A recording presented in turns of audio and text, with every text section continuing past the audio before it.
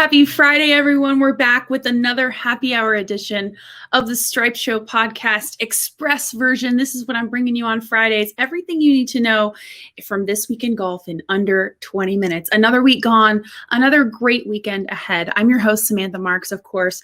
Today, we've got a lot to break down, some news from this week. We're going to run through, of course, this week's AT&T Pebble Beach Pro-Am, of course. The PGA of America is now allowing distance measuring devices, aka rangefinders for all of us, but at all of its championships this year. So that's interesting. And we're going to start talking a little bit about the women more. We're going to get into that. That's on me.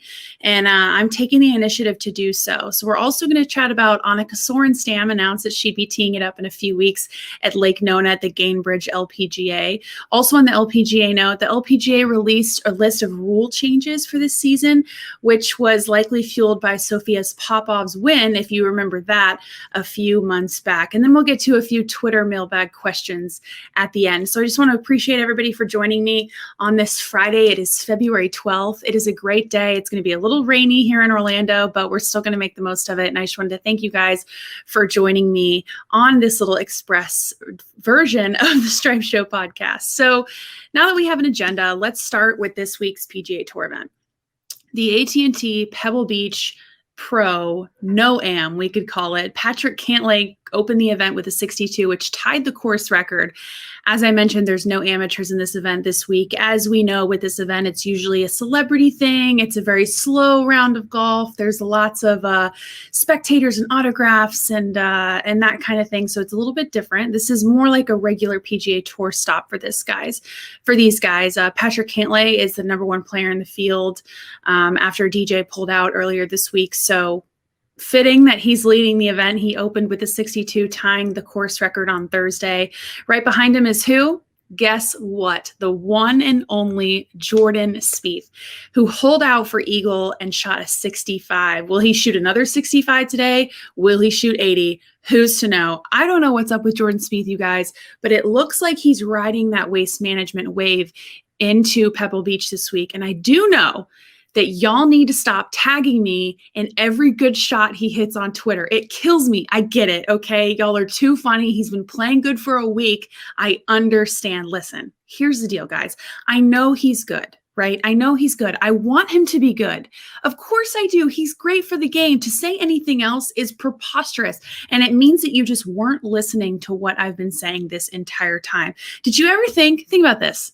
Did you ever think that maybe this little poking and prodding of Jordan Spieth was all a part of my master plan to get him to play better? I'm smarter than y'all think sometimes, I promise. Well, as for Cantlay, the dude needs to get excited. It's hard to watch him shoot 62 while he looks like he's being held hostage on the golf course. Dude can crack a smile every once in a while. Get this, Akshay Bhatia, great guy, by the way, got to meet him a few weeks ago, hit all 18 greens at Pebble Beach. How insane is that? Pebble Beach is known for their super small and difficult greens, and that is just an amazing feat for a 19-year-old. Shoots 64, little string bean dude, probably weighs 120 out the shower, maybe even less. What an unbelievable round by the 19-year-old. What were you doing when you were 19? Because I wasn't doing that, and surely you weren't either. Very impressive stuff there. And he's in the hunt moving into the second round and probably the weekend with that good start. Moving on, the PGA of America announced this week that all of its championships this summer will allow the use of distance measuring devices. Now, to us amateur golfers, that just means rangefinders. It's just a formal way to say it. This is an interesting play, and I'm wondering what the reasoning behind this is. I surely don't think that it's going to speed up play much at all. I think it actually might slow it down because you have to think about it like the guys are going to then question their yardages. They're going to question the distance measuring device, the rangefinder, the Bushnell or whatever it is that they use.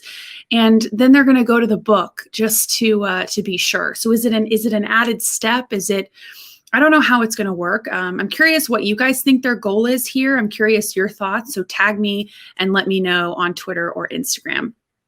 And I promised to run through these topics really quick for you on this Friday to get your knowledge right going into the weekend of golf. So moving on to the women. Get this, Annika Sorenstam announced she's going to play in the Lpga event at Lake Nona in a few weeks. How awesome is that? I'm so excited. I grew up watching Annika. She was a big inspiration for me in the game, just seeing someone absolutely dominate growing up. And I love her swing. And she's here in Orlando. I've met her once and she's a great human. So I'm just super excited because she hasn't competed on the LPGA Tour in 13 years. And she actually said in an interview this week, quote, "They had to explain to me how to register." So I just think that's amazing. Like, it's just been so long that she's played golf, and she's coming back. And she actually lives on Lake Nona on number 16. So she's playing right in her backyard. And honestly, for me, regardless of the state of her game, I'm really excited to see her compete again and just kind of throw that moment back for me and for a lot of women and men to what we used to watch in the LPGA Tour. So I'm super excited about that. Lastly, okay, this is a big one. We all remember Sophia Popov's big win last year. She won the AIG Women's Open, but when she did win, she only had Symetra Tour status. So she was unable to collect official points and money, which then meant she wasn't able to play in the Tour Championship. It was a whole thing. Honestly, it was unreal. And if you don't remember watching that unfold on Twitter, then I don't know where you were that week or those couple weeks, because it was hectic and everybody was going to battle for Sophia, as they should have. And she really only received a 2-year exemption after winning a major, which is absurd. I don't care that she had Symetra status.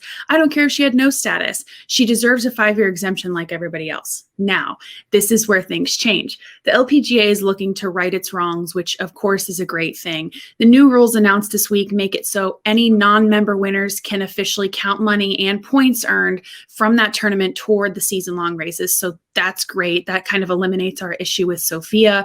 Non-member winners will now get a 5-year tour exemption and be allowed to tee it up in next week's event, which Popov couldn't do as well. I don't know if you remember the backlash on that. It's exciting for sure. The one thing that does bother me is they didn't make it retroactive to include Popov in these changes. So she's stuck with the changes that none of us agreed with, and that even the LPGA clearly didn't agree with, by making these rules changes. And they didn't make it retroactive to include her in that. So that's one thing that does kind of bother me about this. Overall, don't get me wrong, super happy that the LPGA is making strides to change this. And I think it's going to turn out to be great for the game, because as we know, by winners like Sophia Popov, there are a lot of younger girls that are going to come out and be able to dominate a field when they step up into the event. So it's awesome that now they're going to get the opportunity to, step up in a big way if they were to come out victorious that week. So, a lot going on this week.